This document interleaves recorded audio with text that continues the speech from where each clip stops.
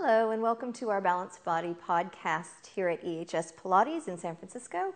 My name is Nancy Myers and this is Michelle Modet. Today we're going to be showing you some individual digit work with the Toe Gizmo. The Toe Gizmo is a classic piece from Joseph Pilates, and the black indicates a heavier spring resistance and the red is a lighter spring resistance. Today we'll be using the lighter resistance for individual digit work. So to begin, I have Michelle seated, and you can either work with your client actually on the floor here, or if you're having them do the exercises at home with the gizmo, you could bring your ankle up onto the knee if that's appropriate and work with the toes this way.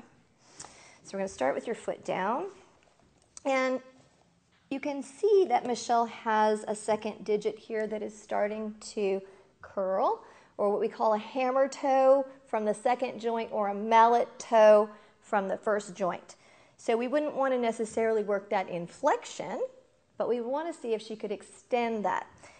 Now, go ahead and come back up onto the ankle here, and I'm going to put the strap around that second toe, and I'm going to come around to the side.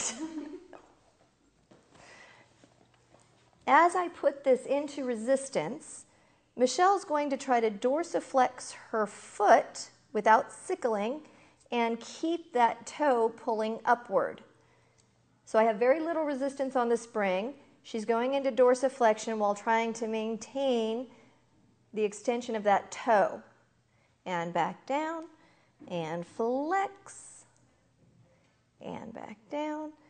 And you're able to feel that all the way up the shin.